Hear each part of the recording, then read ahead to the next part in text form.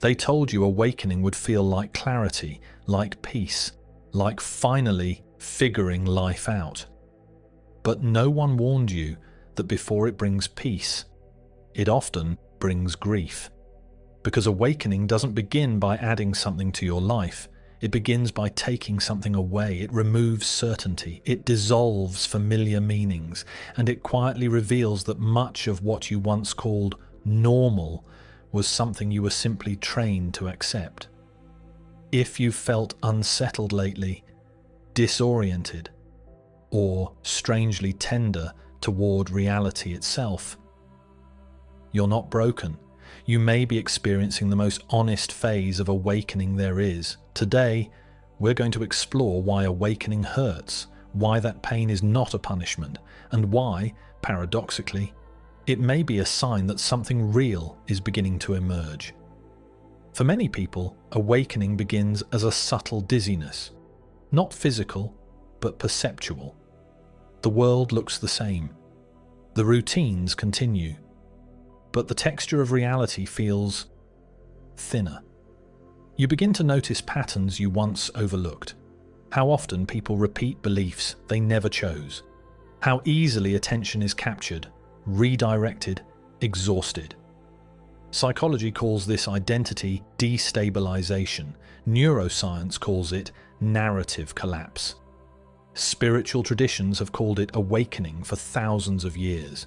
Whatever name you give it, the experience is similar. The familiar story of who you are and how the world works starts to loosen. And that loosening hurts. Because awakening isn't gaining certainty. It's learning how much certainty was borrowed. Every illusion carries comfort.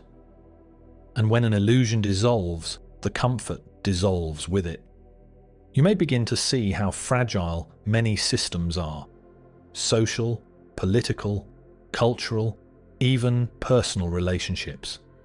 Not because they are evil, but because many of them were built on fear, distraction, or avoidance.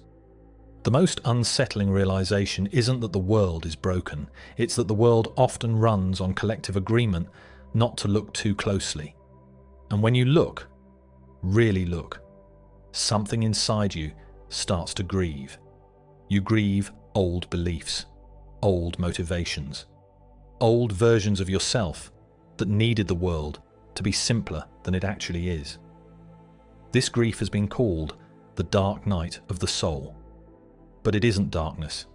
It's awareness removing what can no longer be carried. As awareness deepens, the ego responds, not as an enemy, but as a structure realizing it may no longer be central. You may feel fear, confusion, a sense of psychological groundlessness. Awakening can feel like dying, not physically, but psychologically. You begin to sense the difference between thoughts and the space that notices them, between identity and awareness. And this is unsettling, because the ego was never meant to disappear, only to stop pretending it was the whole story. The pain here isn't punishment, it's reorganization.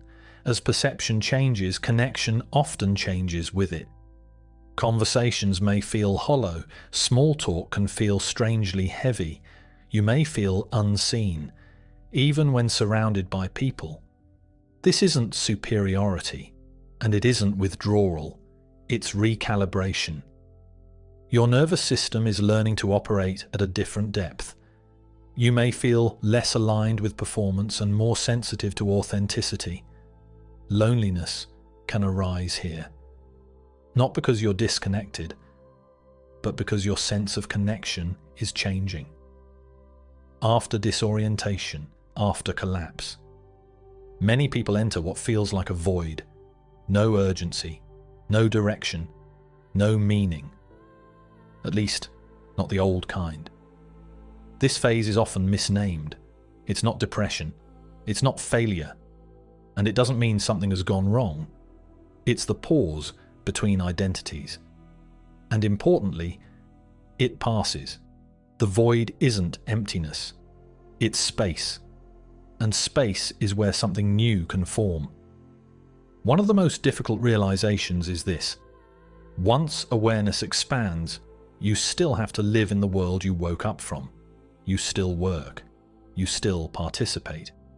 You still navigate systems that now feel strangely mechanical. This creates a quiet fatigue, the exhaustion of seeing clearly in a world built on distraction. But this isn't a flaw of awakening, it's the integration phase. Awakening isn't about escaping the world, it's about remembering who you are within it. Eventually, something settles. The pain doesn't disappear, it transforms. You stop chasing certainty. You stop needing constant answers. You listen more, react less, live from presence rather than habit. You realize the chaos wasn't destruction, it was excavation. Every awakening is a return, not to who you were, but to who you always were beneath conditioning, fear, and noise. The grief was awareness stretching. The loneliness was connection changing shape. The void was not absence, it was preparation. If things feel raw right now, don't assume you're failing. Something real is rearranging itself. You don't need to understand this. You don't need to label it. Just stay present. Because that ache you feel isn't something breaking. It's awareness remembering itself.